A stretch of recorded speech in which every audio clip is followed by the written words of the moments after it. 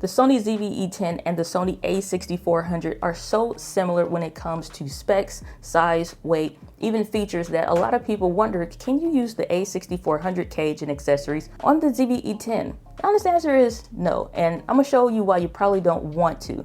I already had the a6400 cage and some SmallRig accessories that I've been using now since about 2019, but SmallRig sent us over a few gifts, including the ZV-E10 cage and some other accessories that we'll be taking a look at specifically for your camera. The only one that's specific for the ZV-E10 is the cage. Now, just so you know, SmallRig doesn't get to see the video or anything like that before it's uploaded, none of that good stuff. So gear is sent from them, but this video is not sponsored by them. So let's move right along. When you look at these two cameras side by side, honestly, you would think that you can use the same cage if you already have one, or maybe some other one from another third party with the ZV-E10, and that it should fit. But I initially tried this as soon as I got the camera, and honestly, it's gonna float in here. It literally just doesn't fit. Now, granted, you can still sit it in there and attach it at the bottom with the little quarter adapter, but you're gonna have a ton of space on the side, and the camera honestly isn't secured past all of the weight and pressure that's being put, unlike some of the other ones where you can kind of lock it in at multiple points, at least like 3 different areas, so that the weight is distributed evenly off of the camera body, which is why you would want a cage to begin with. And to be honest with you, you really still have a ton of space on the sides of the a6400, even in the a6400 cage. I guess maybe the option or the attempt here was to kind of give more grip or depth to the camera, similar to how you have on the a6600 compared to the ZV-E10 or even the a6400. And this was fine for a time, but the ZV-E10 has its own custom built cage that is way better than any of the ones that I've tried from SmallRig thus far. The ZV-E10 cage is actually really custom fit. It's gonna fit very snug here. You're gonna get a cold shoe at the top as well as one on the bottom. And in my testing of this, I'm usually gonna use the Ulanzi quick release plate even when I do have the cage on here, so it's not blocking it. And it really depends on if you're using something like, let's say, a teleprompter. Those plates tend to be really large on there, so they're giving you plenty of space on the top and on the bottom. One of the real benefits here is the fact that you have all of these multiple variations for size holes on the sides of the cage. Even though it's a really thin frame, you still get a lot that you can do all over the body design. One of the questions that a lot of people were asking when it came to the cage is, can you take this silicone style grip off? They actually did a really neat job as far as like making the design pattern match the camera body as well as the grip, and it feels really snug. It's like you can see some metal piece in here, but what you actually feel is just, I don't care how much pressure you put on here, it's not gonna have any give except for on the sides here, which you kind of don't mind, but it's fitting very snugly. But yes, you actually can take this off. On the inside, at the bottom of your cage, you'll see that you have these 2 little screws on here that you can remove. And there's also another little hidden door here that I don't think a lot of people paid attention to when they were picking up this cage. This little slit here at the bottom is actually going to allow you to put your camera in here, open up the battery door, and flush out your dummy battery cable so it's not blocking it the whole time that your camera is sitting in the cage. If you haven't had any kind of camera cage before, then you won't know how annoying it is that this bottom screw plate on here is actually something that you either need a coin or a quarter or something like that for. But there's this little magnetic area on the bottom of the cage that actually comes with its own little key that you can use to tighten and loosen up your camera grip. I love this thing probably more than I love the cage, because this works literally for anything. And if you usually have your cage around or near you, you can just add it on there and it's out of the way. And it's magnetic, so it's not going to actually fall off. And of course, you don't actually have to worry about the battery door being blocked either. Some third-party brands don't take into account like the screws if they are doing like a removable grip, but you actually don't have to worry about that on the ZV-E10 cage. And this feels very natural, very custom fit for this body. It just is really, really comfortable. One of the other neat pieces that SmallRig actually sent over with this whole little creator bundle is this really neat metal tripod thing. I don't know if they were watching my Instagram stories or what, but I was talking about how with my Manfrotto Pixie, as much as I still love to use it, when you push down this button and you're adjusting your camera, you have to pull it forward so it doesn't move. When you start adding weight stuff like your camera cage to it, this tends to move a bit. Obviously, it probably can only take so many pounds or grams or what have you. So this isn't best when you're trying to take that same rigged up camera cage setup and maybe just do a few walkabouts because this head will move. But with the one that they sent, it's actually all metal construction. It does have what feels like some kind of rubberized grip parts on here, and it's okay when you hold it. It's not as comfortable as my Manfrotto Pixie that's really rounded. So that's the only like complaint, I guess. And these are metal, so it's a 14-degree day like it is here in St. Louis. You don't want to hold this with your bare hands because this metal is going to be uber cold. What you do get is this ball head that has this really neat metal construction. So when you put something on here, it's not moving at all. The one thing that I have noticed is that as I'm using this, when I was going through testing it, vlogging with it, the one thing that I don't like is that I'm right-handed. So if you're left-handed, I guess your mileage may vary depending on your comfort levels or what have you. The screw adapter on here to tighten up the ball head is to the left. So it's with my non-dominant and weaker hand, which feels weird. And it's not just directly to the side, it's off like kind of in a back position. So it just feels weird. Now the slit is to the front. So if you want to move your camera forward or backwards, you're not going to be able to get as much reach as putting it on the other side. Something really small and minor, but something that I think makes the difference in honestly using something like the Manfrotto Pixie, where you can just press the button, it adjusts the ball head, you pull it forward a little bit to tighten it, and then that's pretty much it. So a couple little things there, but I think it's really neat that if you do want a really small tripod style thing that can hold all of your heavier accessories, especially when you're using something like the cage, check out the SmallRig one if you want something that's like an all metal kind of construction design. So quick pro tip here, if you want to make sure that you're not having to worry about constantly like this infinity turning kind of a thing, I use quick release plates, and I love the ones that Ulanzi has, these quick claw plates. They have one that's like a falcon that's even thinner. So if you're using something like maybe let's say the ZV-1, that may be better for you.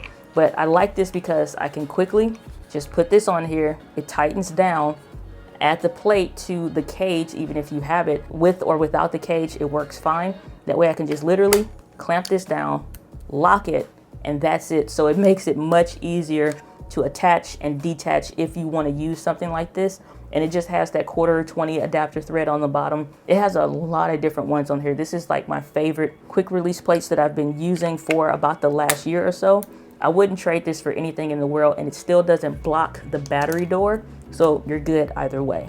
The other neat camera accessory that, depending on your use case, this may be right for you, they included a lapel mic kit. And so this has, similar to if you've ever checked out like the Boya BY-M1, this uber long cable, but it has where instead of a battery, it's USB-C chargeable, and it has like a low cut filter on there as well, little leatherette thing on there, so that's nice. But this can be used for your camera or for your smartphone, and you can add plus 10 decibels of the gain on here. The one thing that I like that they did add on here is the ability to quickly move or adjust this with this little kind of a claw. Sometimes with the cheaper ones, it clips in and it's an all plastic design, and I've broken plenty of cheap lapel microphones, so this feels really nice. The only thing that I don't personally like is that when I'm using a type of a lapel is how big some of these capsules can be. It depends on your kind of a voice, and it depends on the look that you prefer. I went ahead and clipped on my shirt today the Rode Smartlav Plus that will work with an adapter if you're using something like the Rode Wireless Goes, which I am, into my A6600. Or if you want something like this, you don't have to worry about any kind of adapter. And I think that's probably one of the beauties with something like this. You can just switch if you want to go from your smartphone or to a camera. So I'm going to switch from the Rode Smartlav lapel that you've been listening to this whole video and switch over to this one so you can hear what it sounds like. So now you're listening to the audio on the Rode Wireless Go 2s as well as the SmallRig lapel adapter. And so this one is actually set to the flat response so that without any of the EQs that we usually do to audio, so that you can hear what it sounds like before, and then you'll get a chance to hear what it sounds like after we usually add some of the EQ. The one thing I have noticed with this is a little bit weighted. So I'll need to do something like probably add something like a toupee tape stick or something like that so that the lapel doesn't move. But if you wear t-shirts or something like that, it may sink a little bit. So you'll need to adjust it so it's not rubbing the shirt. That's how you usually get that muffling audio kind of a noise. But this is what this sounds like. And if we adjust it and turn the slider, so now you can kind of hear what that's like. It is the heater on with the furnace, so you'll be able to hear a little bit of difference, but it just depends, I think, on your kind of voice of whether or not a lapel and audio quality really sounds good or not. For me personally, I just don't think it sounds the best on my voice and in my environment. So I'm going to switch back to the Rode, but just so you can hear what this sounds like. And also really quickly, just so you can hear the difference with the audio quality, if you added on the plus 10 decibels, it may peak the audio just for where the audio levels are set right now. But now the plus 10 decibels are on, and I can definitely see it's a much stronger pickup for that. So it just depends that if you're going from the plus 10 decibels down to where it normally will sit, then that will impact the gain. So depending on your camera, that may be helpful for you. But if you're using a mirrorless camera, you may not need that plus 10 decibels just to add that little bit of extra oomph to your audio. And so now we're back on the Rode Smartlav with the Rode Wireless Go 2s, just so you can get a comparison of the two audios. But if you're into like the Deity lapel microphone that gives you a lot more features and functionality similar to this one or the Boya BY-M1, but you enjoyed this additional cableage that you get here, make sure you leave a comment down below. I'm going to do a random draw from whoever's there, and then you can just message me on Instagram if you're selected. I'll do probably a YouTube stories to let you know who won. But if you want something like this, I'm going to actually be giving this one away if you want to win a free lapel microphone. The one thing I will say is if you're going to be using the actual cage with your ZV-E10, thinking you'll get 3 hot shoes instead of the 2, you kind of don't, because these 2 at the top are too close. So if you put something in the cold shoe area, it'll block it. Or if you're putting something even as thin as this Seymour LED that they actually sent over, which I honestly really like better than the other small LEDs I've tried. This one has an RGB light, bunch of different effects and modes, and you can just use it as a regular LED light, so I like it a lot. But if I'm gonna put this one here, then I actually don't have a ton of space to put something here. So if you had, let's say you're gonna use this here, it's going to block, so you're not going to get both. So if you thought you were going to get 2, you'd either have to really rig this up in a specific way to get access to both, or just decide, is it important to use the hot shoe or the cold shoe, just depending on your use case. And specifically, if you're going to be using something like a little shotgun microphone, you are not going to get the full placement of being able to slide this all the way through. So you would probably want to use the cold shoe for something like this, or resort to using the one on the bottom, which is why I can see that they added, because they knew they were going to be blocking the hot shoe. So if you decide that you want to do some kind of crazy Frankenstein rig, whatever it is that you're doing, you actually can rig this up on this actual cage. And there's one other little piece on here that honestly, let's take this off because I think this is a little goofy. I don't think anybody's going to do it like this, but your mileage may vary. The one thing that if you are going to be using the ZV-E10 cage specifically on your camera is that a lot of people still are pissed off that we're getting the micro HDMI ports on the ZV-E10 and these Sony APS-C cameras. But SmallRig has a solution for that too, and it will take your small HDMI port and turn that into a full HDMI port, and it fits on the cage.